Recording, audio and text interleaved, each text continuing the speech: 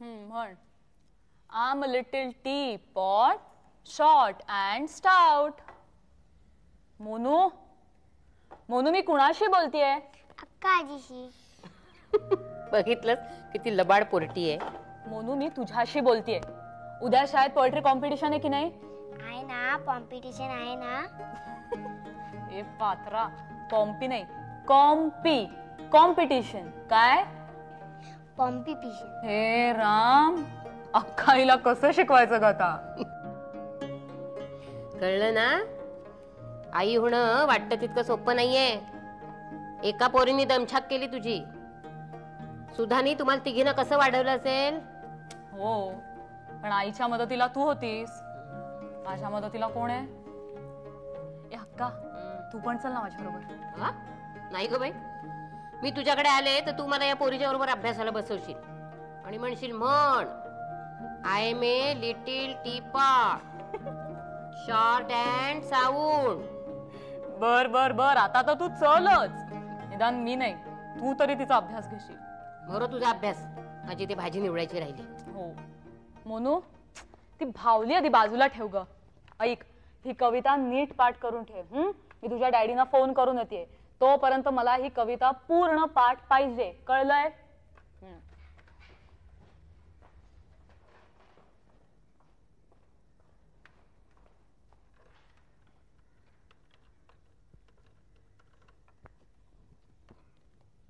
Hello निशान.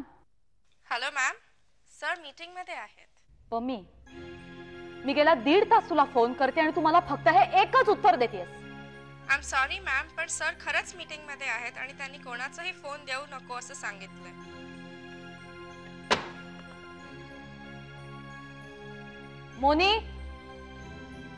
मोहिनी, कविता म्हणून दाखव मला. मला नाही म्हणायची कविता. अगं गधड, अभ्यास आहे ना तो. मग मला नाही करायचा अभ्यास. हो, काय ग, काय करायचंय मग तुला? नुसतं या भावलीशी खेळायचंय का पावसात जाऊन नाचायचंय? मूर्ख मुलगी. अनुष्का, अगं काय हे, लहान आहे ती. लहान मुलांच्या कलाकलांनी घ्यावं. असं चिडून ओरडून काही होतं का कुठे काम? वा, आता हे तू मला शिकव तिच्या समोर. म्हणजे झालं, उद्यापासून शाळा सोडून घरात बसेल. काही बसत नाहीये घरात. तू बसलीस, चांगली शिकलीस ना? भरव, आत्तापासूनच तिच्या मनात सगळं भरवून दे. मरून देत ना, बाहेरच निघून जाते मी. वैताग मेला. अक्काजी, तिला मम्मा रागावली? हो ग. का रागावली? तू कविता पाठ करत नाहीस ना म्हणून. पण मला येते ती पोएट्री. हो, तुला म्हणून दाखवू? हो दाखव ना. तू I am a little teapot, short and stout. This is my handle and this is my spout. वा, छान म्हटलीस कविता. तुम्ही पोरी ना म्हणजे आयांच्या सवाई आहात हो. हे बघ बेटा, मनामध्ये राग आणि प्रेम हे दडपून ठेवायचं नसतं, त्रास होतो त्याचा. सांग काय झालं, सांग सांग सांग सांग. बाबा, एखादा दिवस ना उगवतोच वाईट. सकाळी सकाळी माझं आणि निशांचं भांडण झालं. मग ती मोहिनी डोकं खायला आहेच. आता मोहिनीनं काय केलं? एरवी नको तेव्हा आल्या गेल्या सगळ्यांसमोर सगळ्या कविता अगदी व्यवस्थित म्हणते. उद्या आता पोएट्री कॉम्पिटिशन आहे, तर हिच्या अंगात काय आलंय काय माहिती. एक साधी कविता ती मुलगी धड म्हणत नाहीये. म्हणून वैतागून पिक्चरला गेले. प्यार अपने स्टाईल से म्हणे. शतकातला घाणेरडा पिक्चर आहे. म्हणून वैतागून शेवटी इकडे आले. आता तुम्हाला हसायला काय झालं? तुम्ही मुलीला जेव्हा आया होता त्यावेळी सोयीस्करपणे स्वतःचं बालपण विसरता. नाही, तुम्ही कमी त्रास दिलेला नाहीये सुधाला. पण आता अक्षता जसा त्रास देतेय तसा नव्हता तिला.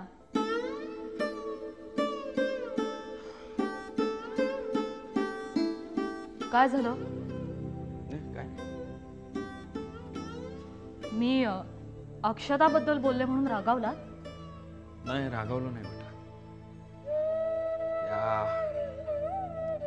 सगळ्या प्रकरणामध्ये भरडली जाते ती अक्षता, म्हणून वाईट वाटलं बेटा. आय एम सॉरी, पण मी ते अगदी गमतीत बोलले होते. या सगळ्या प्रकरणामध्ये कोंडी होते ती अक्षताची. मी तुला सांगतो. पण बाबा, मला एक कळत नाहीये, तो जो सदानंद आहे त्याचं आपण मुकाटपणे का ऐकून घ्यायचं? तो आपल्याला धमकावतो, ब्लॅकमेल करतो, त्याच्या विरोधात आपण पोलिसांमध्ये नाही जायचं, लेखी तक्रार नाही करायची? अगं आम्हाला कळत नाहीये का? हे प्रकरण जर पोलिसात गेलं ना, घरातल्या गोष्टी चव्हाट्यावर येतील. आणि मला आणि सुधाला जितका त्रास होणार आहे ना, त्याहीपेक्षा कितीतरी पटीनं जास्त त्रास अक्षताला होईल. ज्ञानवर्धिनी. द्या नाही हो, ज्ञान. ज्ञान ज्ञानेश्वरातला ज्ञ. हळ क्षज्ञ शेवटचं अक्षर माहितीये का बाराकडीतलं? नाही. अच्छा एक काम करा, तुम्ही इंग्लिशमध्ये लिहा. हां हां बरोबर. YAN ज्ञान. Correct correct. वर्धिनीचं स्पेलिंग लिहा VARDHINI. अर्थ आता काय? तुम्ही सुधा मॅडमनाच विचारा ना, त्यांनीच ठेवलंय ना. हा नाही, माझ्या मताप्रमाणे ज्ञानात वाढ करणारी असा अर्थ होतो त्याचा.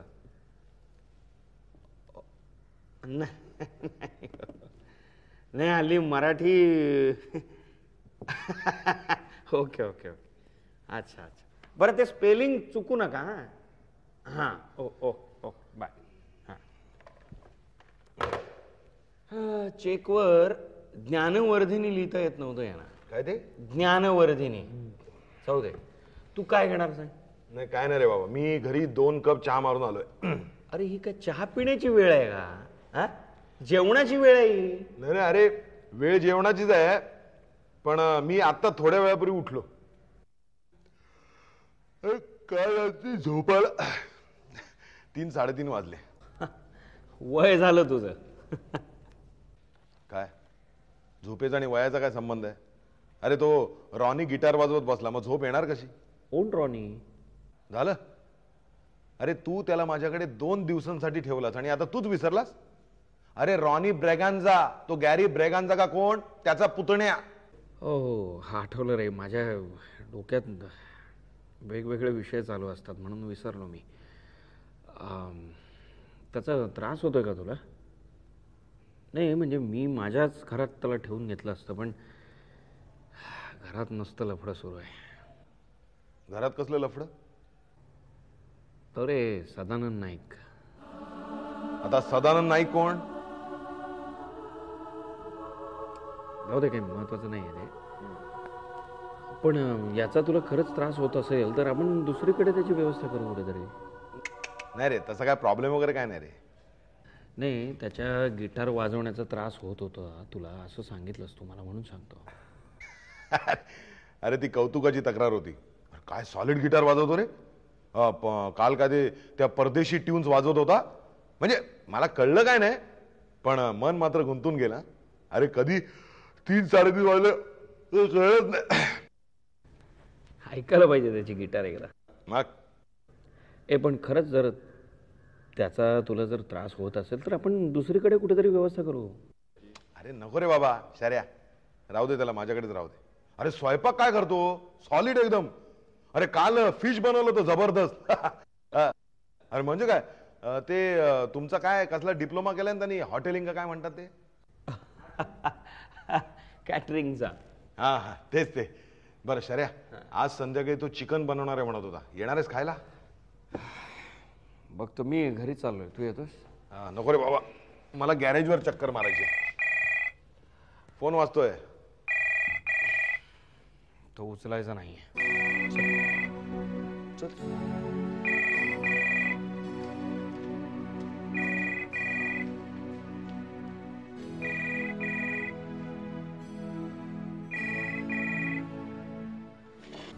काय मूर्ख समजतात की काय मला? रात्र रात्र आपली यांची वाट बघा आणि आल्यावर मी जेवून आलोय. लाज पण वाटत नाही सांगायला. स्वतःच्या मुलीचा विचार करणं नाही, काही नाही. आणि घरी आल्यावर आई बाबा त्याचीच बाजू राहणार. म्हणजे मी मूर्ख. काय ग? काय काही म्हणालीस का? काही नाही. अगो बाई, मग ओटका हलतायत तुझे? अगं स्वतःशीच बडबडतीये. स्वतःशी बडबडणाऱ्याला काय म्हणतात माहितीये ना? माहितीये हो, माहितीये. अक्का, आता अजून हिला वेड लागायचं काय बाकी राहिलंय? आई, तू जर आता मला काही बोलणार असशील ना तर प्लीज काही बोलू नकोस. माझा अजिबात मूड नाहीये. अगो बाई, म्हणजे आता आम्ही तुला बोलायचंय नाही? म्हणजे त्या निशांची बाजू घेऊन जर बोलणार असशील ना तर प्लीज नको. राहिलं. अरे वा, अनुष्का अजून आपल्याच घरी आहे. बरं आहे, म्हणजे यावेळेचं भांडण जरा मोठं झालेलं दिसतंय. पण आपण काही बोलायचं नाही रे बाबा या बाबतीत. आपल्याला बोलायला बंदी आहे. थंडी? अगं आत्ता कुठली थंडी? अक्का, अगं मी थंडी नाही म्हटलं, बंदी म्हटलं. अगं हो, तेच म्हणतेय. थंडी असली तर बंडी घालायची ना. या अक्कांच्या कानांचं ना काही खरं नाही. खरंच नको ते बरोबर ऐकायला येतं. अगदी हळू आवाजात बोललो ना तरी सुद्धा. शरदराव, हे ऐकू आलं बरं का मला? बघ, बघितलंस? अहो, तुम्ही जप करताय की इथे लक्ष देताय? जाऊ दे रे. सुधा आई, मला खेळणी दे ना काढून. ए नाही बाबा, आता तुझं खेळून झालं म्हणून सगळं आवरून ठेवलं की नाही आपण? पण मला अजून खेळायचंय. नको गो, सगळा पसारा होतो की नाही? मग उद्या खेळूया आपण. हा नाही, मला आत्ताच खेळायचंय. मोनी, तुला एकदा आजीने नाही सांगून कळत नाहीये? हट्ट केलास ना मारीन तुला धरून. अनु, एवढं चिडण्यासारखं काहीही झालेलं नाही, समजलं? मी तुला देते हा खेळणी. चल बोल आता. अगदी जे काही मी बोलीन ना अगदी बरोबर त्याच्या उलट बोल तू. हा चल गए. अनु, अगं काय चाललंय तुझं? काय चाललंय? माणूस थकून भागून घरी येतो, संध्याकाळी त्याला शांतता हवी असते. की मला काही लाभणारच नाही. चला, मी आपला बाहेरच जातो. शरद, तुला बाहेर जायचंय ना, तू सरळ सरळ बाहेर जा. उगीच कारण शोधत बसू नकोस. Good evening. Good evening. या जावई बापू या, बरं झालं तुम्ही आलात. या 3.5 बायकांमध्ये माझं माकड झालं होतं. हे घ्या. आता हे काय? गुलाबजाम आणले, बर. मंगतराम हलवायाकडे. वा, काही जणांना फार आवडतात. हो, पण ती काही माणसं आतमध्ये रुसून बसली आहेत. त्यांची समजूत काढायला हे गुलाबजाम घेऊन जाशील तर त्याच्या अगोदर इथे आमच्यासाठी बाहेर काढून ठेव.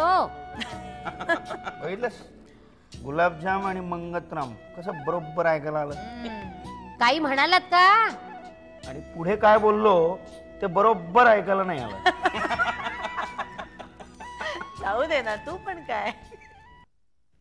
आई, तू ना अक्षताला जरा काहीतरी बोलत जा. गेले 3-4 दिवस मी बघतेय, किती विचित्र बघते ग ती मुलगी. अगं मी सारखी बोलतच असते ना, पण बाबांनी नको लक्ष द्यायला. मला वाटलं तो निदान आज तरी बाबा घरी थांबतील. का आज काय विशेष आहे? नाही, कसं जावई बापू आज आलेत, मग त्याने घरी राहायला नको? अक्का, मी काही कोणी परका आहे का? आणि एखादं महत्वाचं काम आलं असेल तर जायलाच हवं ना त्यांनी. सध्या त्याचं महत्वाचं काम एकच असतं. काय? नाही नाही, काय नाही. आई, तू म्हणजे पण ना अगदी आता सगळ्या गोष्टी इथेच बोलायला पाहिजेत का? अगं कधीतरी त्याला कळणारच आहे ना, मग आज कळलं तर का वाईट आहे? आई प्लीज. नाही, फार प्रॉब्लेम असेल तर आपण नको बोलूया या विषयावर. नाही, फार काही नाही, पण हल्ली शरदचं पिणं वाढलंय. खरं तर त्यांनी स्वतःला कामात गुंतवून घ्यायला हवं. तुमच्या संस्थेच्या कामात त्यांचं मन रमत असेल असं मला नाही वाटत. अरे, मागे एकदा तू आपल्या कंपनीत कन्सल्टंट म्हणून काम करण्याबाबत बोलला होतास ना त्यांच्याशी? हो. गुलाबजाम आहेत की संपले ग? आहेत ग, खूप आहेत. घेऊ का आणू? अगं घे की, विचारतेस कशाला? नाही, तुझा राग घालवण्यासाठी जावई बापूंनी मुद्दाम आणलेत म्हणून विचारलं. अक्का, तुम्ही घ्या. काय गुलाबजाम आणले आहेत म्हणून हिचा राग जाईल असं मला नाही वाटत. ए, तू उगाच आता खवचटपणे बोलू नकोस मला. उगाचच नाही, गेले 4 दिवस तू घरी आलेली नाहीयेस म्हणून म्हटलं.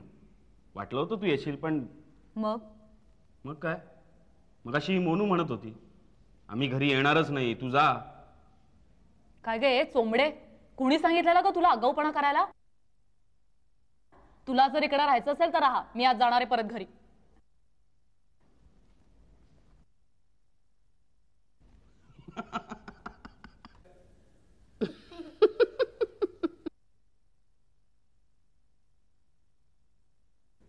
आकांक्षा, प्लॅन अगदी साधा सरळ सोपा होता. सलीम अब्बास रघु चिलीमला डोईजड झाला होता. रघु चिलीमच्या मागे पोलीसही होते. या सगळ्यामधनं स्वतःला सावरण्यासाठी रघु चिलीमला थोडासा वेळ हवा होता, जो वेळ तो मेल्याशिवाय त्याला कोणीही देणं शक्य नव्हतं. म्हणून त्यांनी मरायचं ठरवलं. करेक्ट. त्या रघु चिलीमची माझ्याकडे असलेली ही माहिती, या रघुची सगळी हिस्ट्री बघितल्यानंतर तुझ्या असं लक्षात येईल, या रघु हा एक अत्यंत हुशार माणूस आहे. त्याचे वडील गिरणी कामगार, पण संप फोडल्याचा आरोप त्यांच्यावर. त्यानंतर थोड्याच दिवसामध्ये त्यांचं अपघाती निधन झालं, पण ते अपघाती निधन नसून तो खून होता याची जवळजवळ सगळ्यांना खात्री होती.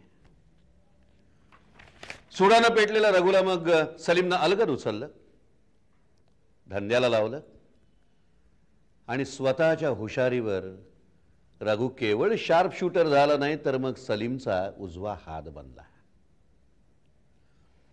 अर्थात सलीमच्या हाताखाली आयुष्यभर रघु काम करणं शक्यच नव्हतं, कारण रघु भयंकर महत्वाकांक्षी आहे.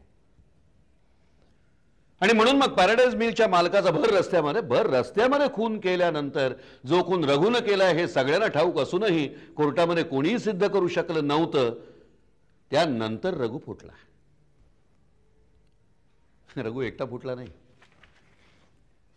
रघु जेव्हा फुटला तेव्हा सलीमची अर्ध्याहून अधिक माणसं स्वतःच्या बरोबर घेऊन फुटला.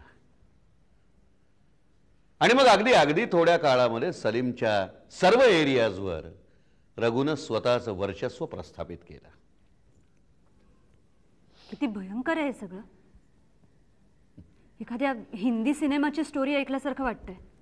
आकांक्षा, खरं आयुष्य हे चित्रपटापेक्षा किती भयानक असतं हे सुरुवातीला वृत्तपत्रकारिता करणारी तू आणि आता लीडिंग न्यूज स्टोरी करणारी तू, तुला नक्कीच माहीत असणार. म्हणजे याचा अर्थ असा की रघुनी आपण मेल्याचा खोटाच बनाव घडवून आणला आणि त्यासाठी त्यांनी पोलिसांनाही हाताशी धरलं. सलीम बेसावत झाला आणि मग मलशेट्टीला पुढे करून पडद्यामागून आपल्या टोळीचा सगळा कारभार रघुच चालवतोय. करेक्ट. हे असं कसं सगळं छान सुरळीत व्यवस्थित चाललं होतं, पण एका धडाडीच्या महिला पत्रकारानं दादरच्या फुटपाथवरच्या फेरीवाल्यांवर एक सॉफ्ट स्टोरी करायला घेतली आणि त्याचं शूटिंग करता करता एक माणूस त्याच्यामध्ये दिसला. बारकाईनं पाहिल्यानंतर असं लक्षात आलं की अरे हा 2 वर्षांपूर्वी गँगवॉर मध्ये मारला गेलेला रघु चिलीम. आणि मग रघु चिलीमची गँग, सलीमची गँग आणि पोलीस तिघांनाही तुझ्या टेपमध्ये प्रचंड इंटरेस्ट निर्माण झाला. तुझ्यामुळे, केवळ तुझ्यामुळे एक फार मोठा मास्टर प्लॅन आता फसलाय. तुला कळतंय का आकांक्षा, नकळत का होईना पण किती मोठ्या प्रचंड धोक्यामध्ये तू आहे सध्या. आता काय होणार आहे? काहीतरी होणार.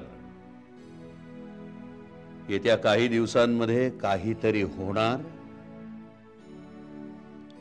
आणि जे होणार आहे ते फारसं चांगलं असणार नाहीये.